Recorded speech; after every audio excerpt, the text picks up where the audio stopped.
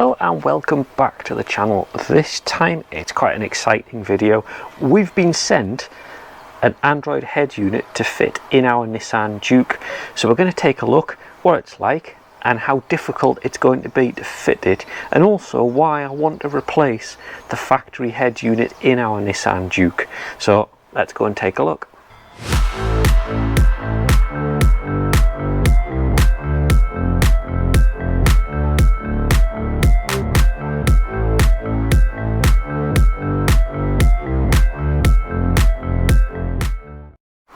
Here we are in our 2014 Nissan Juke, and I said what we're going to be doing is replacing the factory radio with our Idoing Android head unit that we've been sent.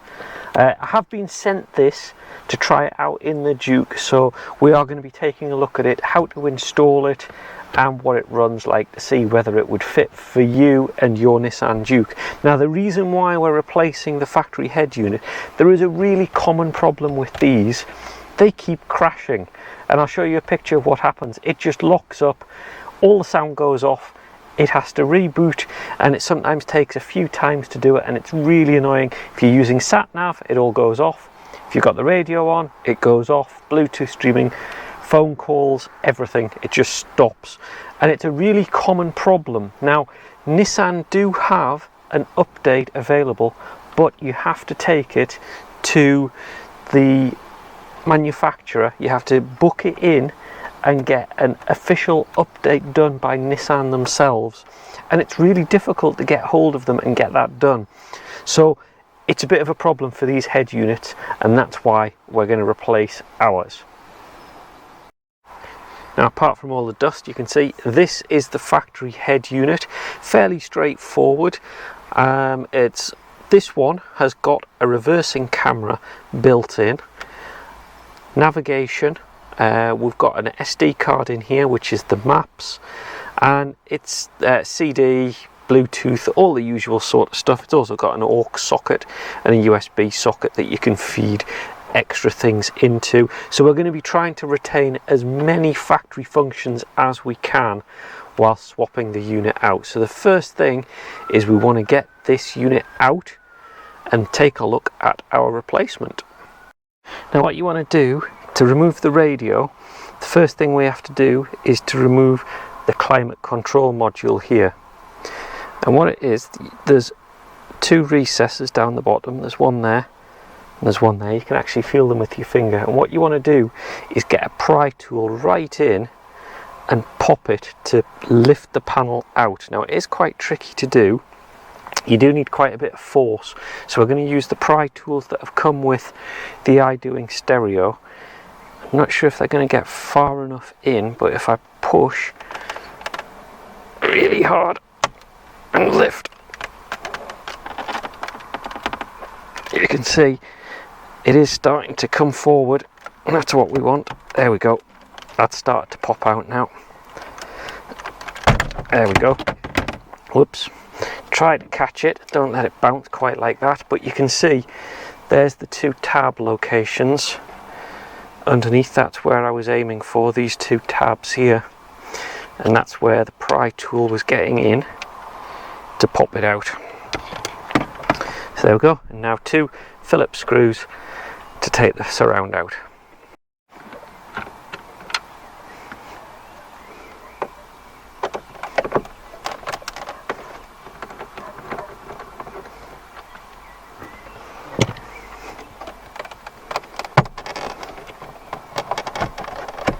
You can see this section now just lifts out.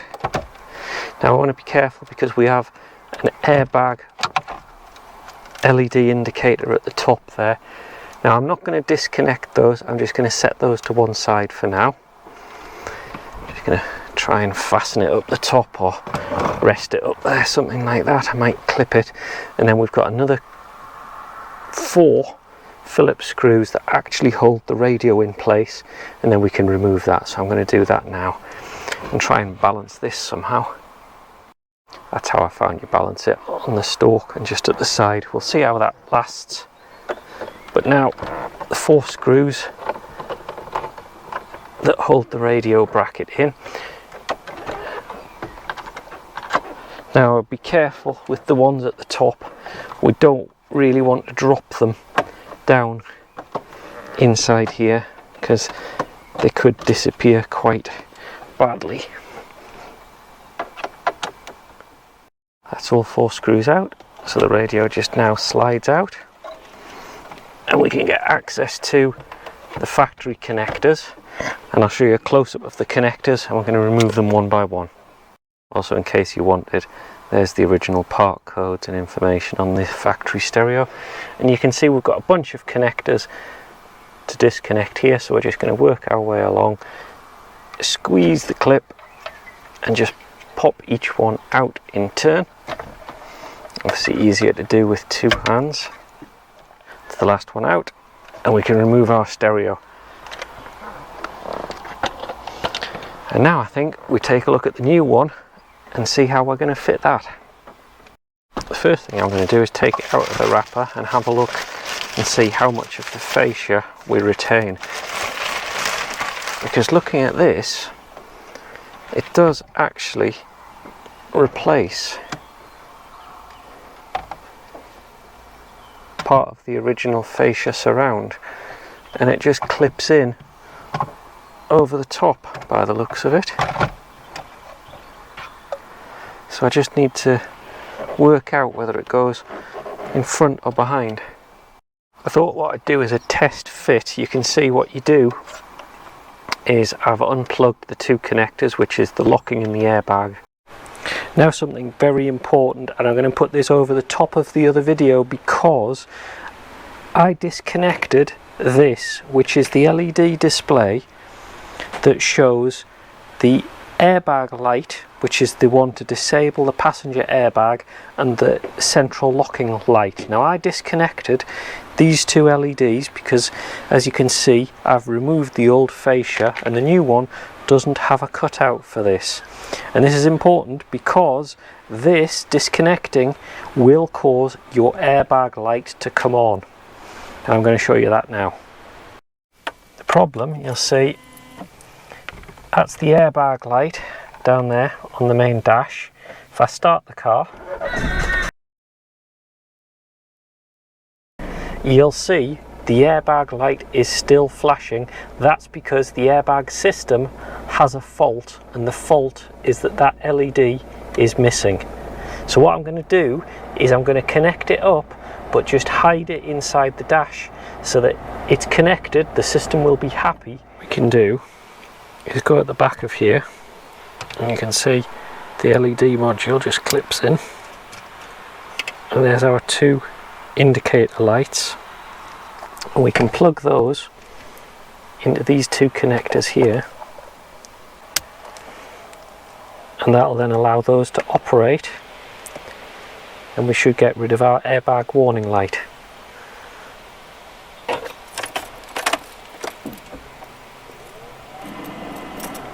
There we go, you can see the airbag light comes on. If I now start the car,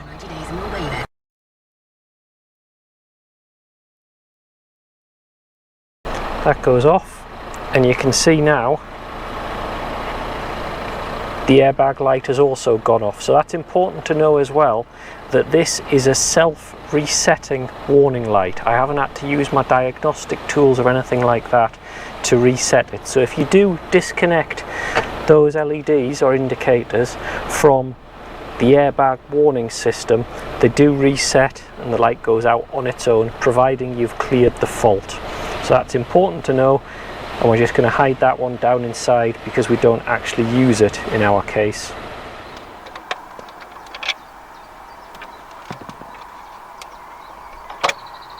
A couple of clips on there that we want to be careful of, so we just clip those back in like that.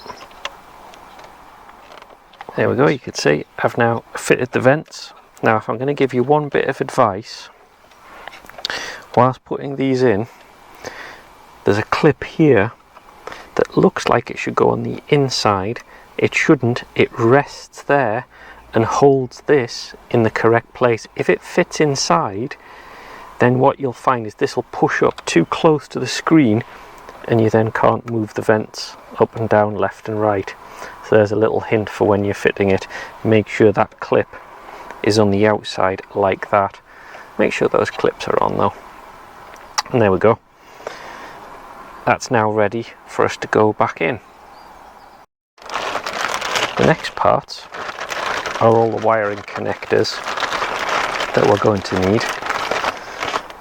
So you can see we've got these which are all going to fit the original Nissan connectors, and then the plugs on the back of them are going to plug into our device here. So what I'm going to do is I'm going to start plugging these in, get them all connected.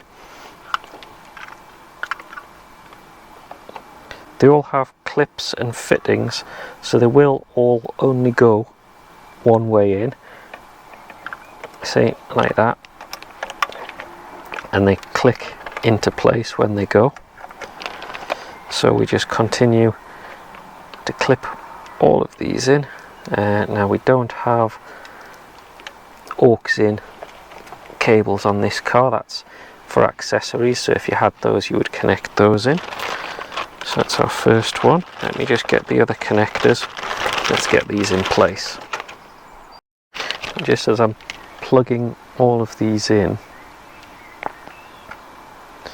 it is quite useful to see that they all have labels on them that show you what they actually are. So on this connector here, it says Bluetooth antenna, this little wire here, and this piece here, because this is the 4G model, this has got a SIM slot. So if you just push that to one side, you can see we can put a SIM. So if you've got a data SIM, you can put it in there, and it'll mean that we've got constant data to our head unit. Now we're not going to be doing that. I'm going to show you what we're going to do, which is connecting it through our phone for internet. See here we've got the specialist, I think this is the DAB antenna. So we'll get this one connected. I'll get all these connectors in and I'll show you the finished result. Now it might look like a huge mass of wires. The only one that I'm not connecting in is this, which is for outputs to an external amp, which we don't have. That's really for aftermarket amps, that kind of thing. We're using the factory setup. Now what we do have is we have a few connectors here that we need to join across to here, and you just simply look at them. So CCD AV in, and if we look, back video in, so that's our reverse camera.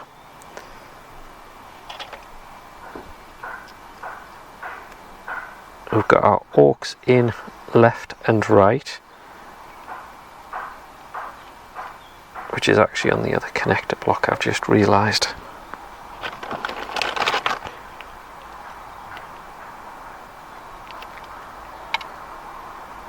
So I do need this connector on, because if I now look, aux in right, which is that one, aux in right, and we should find, it's getting windy here, we should find an aux in left, there we go, and that makes sure we retain all the existing features of the car. Like I say, all of these other ones we're actually not going to be using. You can also see I've attached the antennas, the modem cards, and all the other things. Now there is another cable that I've already plugged into the dashboard, which is this one here, and this is the USB in, and that plugs in to this one here, which is part of the CarLink system, and that allows you to plug the USB in and link up with your existing Android Auto or CarLink or whatever. So now what we're going to do is we're going to get these fitted in here. Now a lot of these, what I'm going to do is I'm going to hide at the back of the unit so that they don't rattle about and fall. They all do have these sticky pads on, but I'm not a big fan of attaching the sticky pads. I prefer to cable tie them in place, and then at least you can move them in the future if you need to. So let me just try and arrange this in some sort of order and get it in place. So all of our connectors in place. Now we're not going to be using the built-in aerials because the radio comes with its own. So if you do have reception problems, you might need to look at resighting some of the antennas and the cables. And now I'm going to push them right up the top so that they're as high up and sat basically on the other side of this plastic, which if you're going to stick them, that's where I would be attaching them to, right up the top here, so there's as little as possible in the way. Just takes a little bit of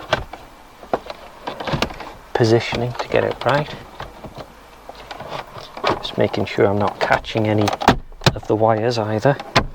Just push it in and the clips hold it. You can see that's gone in.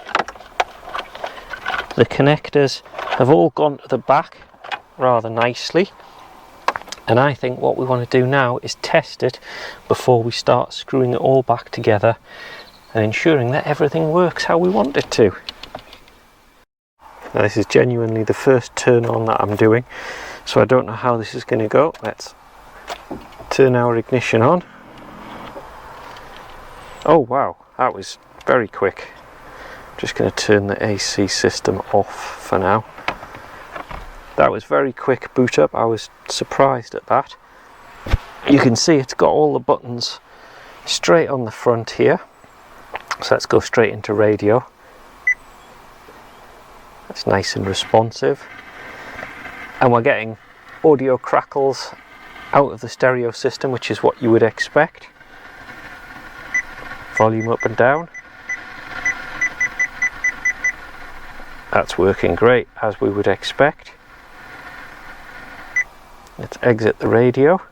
Let's have a look at what apps we've got. You can see we've got Google installed. There's built-in navigation, so let's bring the navigation up. Tap to set up navigation. Oh, I see, and we can use Google Maps as our navigation, which is what we want.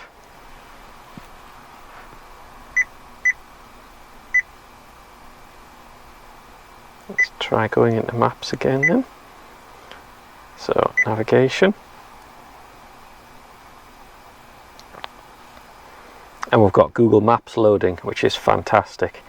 Now I'm just going to exit that because I don't want to show whereabouts we are.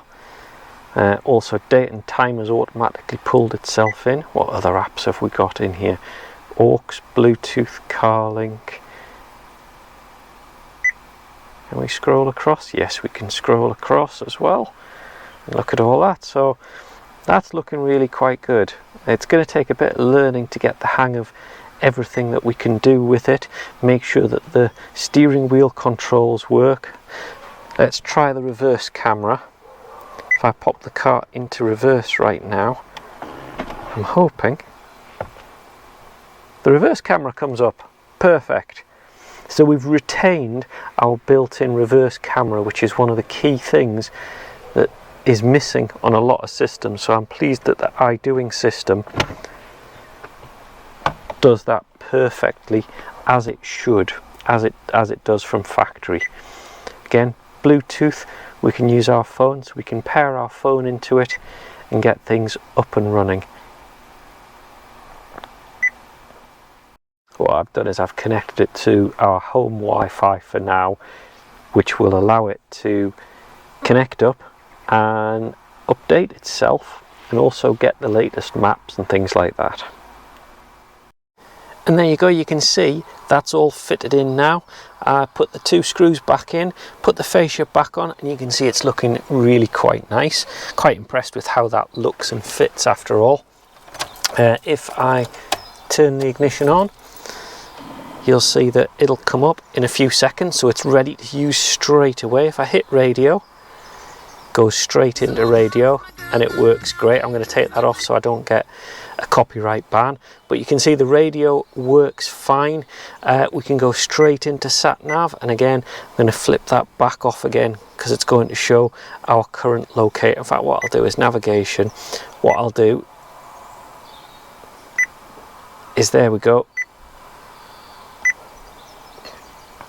You can see I've loaded navigation, and you can see it shows the UK. We can put our destinations in and we can run navigation using Google Maps, which is really handy, so we know where we are, and navigation, things like that. If I press home, you can see it responds really quickly actually.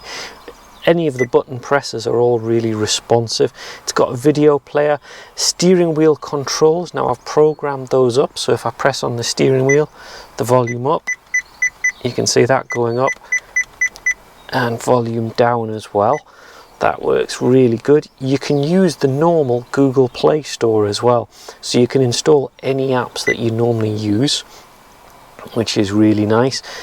Music as well, it's got a built-in music player, so any USB, or you can actually upload music onto it. Oh, there we go, there's a song that's already on it, Ollie Murs, and it'll play that as well. Of course, it uses the car's built-in USB socket as well. So if I take our USB memory stick and I plug that into the standard Nissan Juke socket down the bottom here, what we should get in a few seconds is we should get the car stereo external device has been recognized, and we should be able to start playing from our external USB. If I oh, there they all are actually. It's found all of the music on our USB stick. Actually, I can click USB and go straight to it. You can see it's really quite a fast navigation system. I'm really impressed with that. If I click on it, and off we go. And you can see it's even pulling in the graphics as well for it, which is pretty smart, I think. And like I say, it's got all the standard apps. I haven't tried the CarLink yet, which is where we should be able to plug our Android phone into the USB slot and see how we get on with that. But other than that, it all works really well. What I thought would be useful is if I showed you a few of the extra features, because I do like this. The CarLink, whilst talking to a Google Android phone, I find this really quite useful. I think it's fairly similar on an Apple, but it allows you to get remote control of your phone and also to use voice commands as well. So it's going to load the navigation system up, which is pretty good. It has obviously old locations, things like that, but you can also go, okay Google, read my last message. Now I've got the audio turned off at the moment, but what it would do is it would read the last message, that's text message that had come in, which is really useful, and it gives you the option to reply to it, which is quite a smart function. So you can see this is actually talking to the phone, and it's got sync with the phone, your Spotify playlists, things like that, and that can auto start when the Bluetooth connection comes into your phone. I really like that function. If you want to know a few of the specs, I'm just going to show you storage. You've actually seen quite a few of the menus there as well. You can see this model has 64 gig of internal storage, and we're using 15. So the good news is the base operating system itself isn't using the entire storage, which quite often happens on the cheaper units. You can see here 14 gig is used for the system, but that leaves us loads left, so there's plenty of expansion left in it. It's not going to suddenly run out of storage very, very shortly. So what I'm going to do is I'm going to put a link to the Idoing head unit in the description below if you want to get one of these units. If you've got a Nissan Juke, or they do the head units for loads of different cars with different surrounds and things like that to match factory, and see how you get on with it. I'd love to hear from you. Pop a comment down the bottom, and also if this video has been useful, remember to give a like and subscribe, and I'll see you in the next video.